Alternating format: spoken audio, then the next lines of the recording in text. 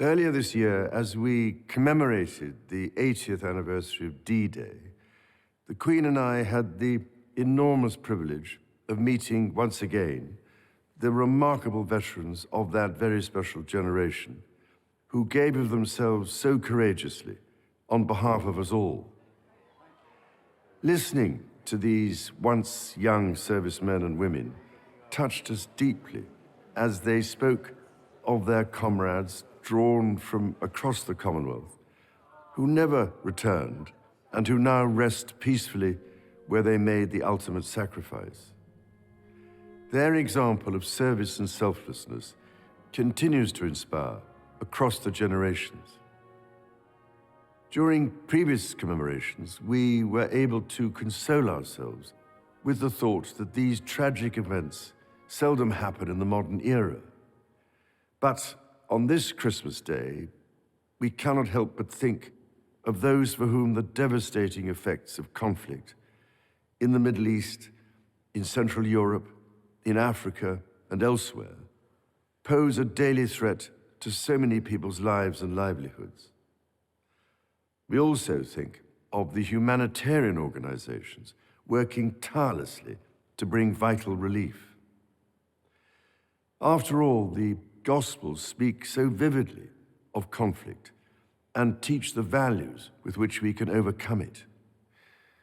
The example that Jesus gave us is timeless and universal.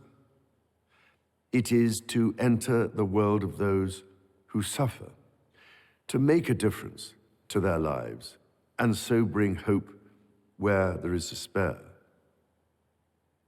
As the famous Christmas carol, once in Royal David's City, reminds us, our Savior Holy came down to earth from heaven, lived among the poor and mean and lowly, and transformed the lives of those he met through God's redeeming love.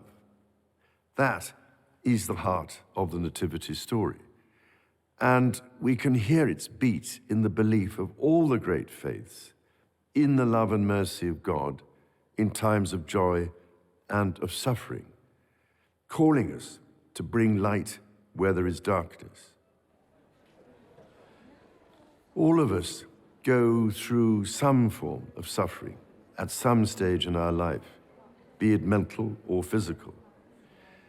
The degree to which we help one another and draw support from each other, be we people of faith or of none, is a measure of our civilization as nations. This is what continually impresses me as my family and I meet with and listen to those who dedicate their lives to helping others. I am speaking to you today from the chapel of the former Middlesex Hospital in London, now itself a vibrant community space, and thinking especially of the many thousands of professionals and volunteers here in the United Kingdom and across the Commonwealth who, with their skills and out of the goodness of their heart, care for others, often at some cost to themselves.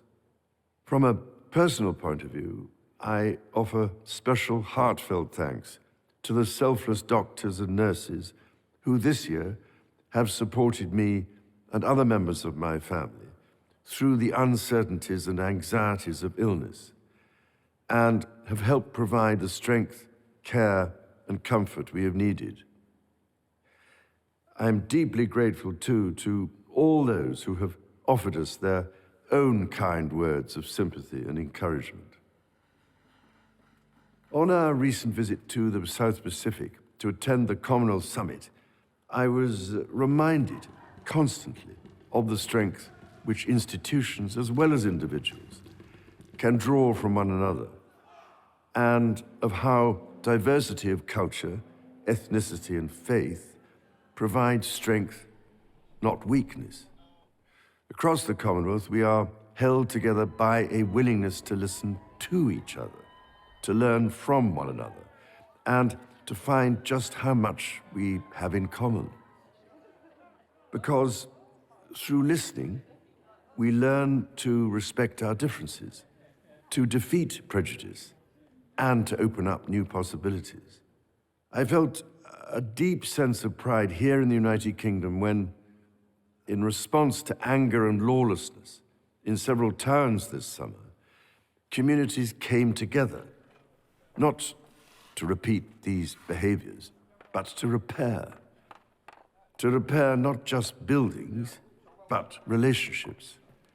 And most importantly, to repair trust by listening and, through understanding, deciding how to act for the good of all.